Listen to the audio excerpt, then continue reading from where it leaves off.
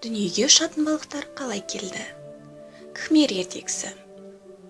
Кампучия жағалауындағы Кампоксаум жылы шығанағында қанатты балықтар мекендейді. Бұл балықтар қалай ұшады? Khmer қарттары міне осы жайында әңгімелейді. Баяғы өткен заманда дін мұсылманы аманда шығанақ жағалауында кедей ағайынды екі балықшы тұрыпты. Олардың әйелдері де болыпты. Үлкен ағасының әйелі ақылды да еңбекқор, ал інісінің әйелі ақымақ та жалқау болады. Бірде ағасының әйелі: екеуміз ертеден кешке дейін еңбек етеміз, бірақ кедей тұрамыз. Теңіз түбі толған інжу маржан деседі. Теңіздің суын түгелдей қотарып, інжу маржанын жинап алайық. Қас қағымда байып шыға келеміз, дейді күйеуіне. Күйеуі ойланып тұрады да келісе кетеді. Ертеңіне олар таңғылаң бере түрекеліп, көз шаңағынан жасалған үлкен екі шөлмекті алып теңізге барады. Кампоксаум шығанағының суын серпе бастайды. Таң атқаннан күн батқанша жұмыс істейді. Кенеттен судан қартайған краб ытып шығады да: сендер біздің шығанақтың суын неге серпіп жатырсыңдар, деп сұрайды. Теңізді қорғатып түбіндегі балық інжу маржанын жинап аламыз, деп жауап береді ерлі зайыптылар. Демалып жұмысқа қайтадан кіріседі. Ал қартайған краб суға сүңгиді де теңіз түбіне жетіп, бәрін су патшасы Айдаһарға хабарлайды. Шығанақтағы теңіз суын қотарып жатқан ерлі зайыптылар мұхитқа дейін жетуі ықтимал, ал су сарқылса, оның патшалығы да, ондағы мекендеушілердің бәрі де құрып кетеді. Сондықтан Айдаһар өзінің нөкерлеріне: тез-тез теңіз түбіне түсіп, інжу маржанды бір-бірден су бетіне алып шығыңдар, деп әмір етеді. Теңізде мекендеушілер балықтар, медузалар, ұлулар, крабтар ерсілі-қарсылы сабылады. Әрқайсысы теңіз түбіне түсіп, ірі інжу маржанды жағаға алып шығады.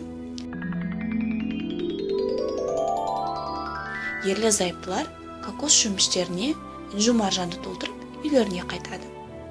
Інісінің әйелі туысқандарының байып кеткендігі жайында естиді де: біз де теңіз Айдаһарын қорқытып көрейік, мүмкін бізге де інжу маржанды таудай қып тарту етер, дейді күйеуіне. Сөйтіп інісі әйелін ертіп теңізге барады да асқабақтан жасалған тостағанмен суды серпе бастайды. Бір рет серпеді, екі рет серпеді, жалығады. Жалқау келіншек тостағанды лақтырып жібереді де: өзің жалғыз жұмыс істей бер, мен демаламын, дейді күйеуіне.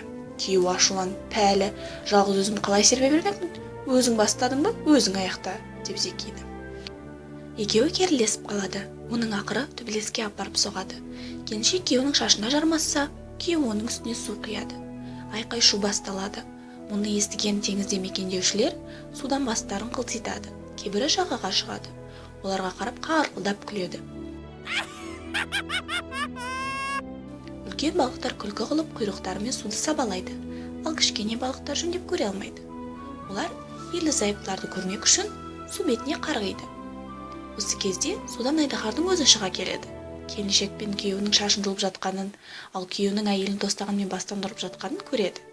Теңіз әміршісі қарқылдап күледі.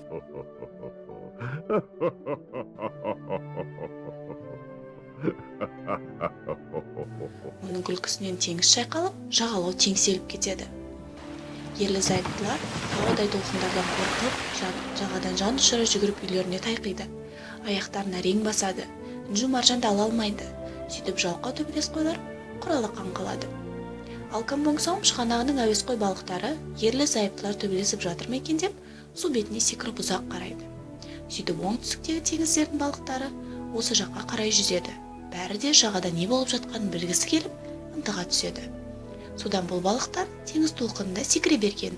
Сондықтан олар ұшатын балық атанады.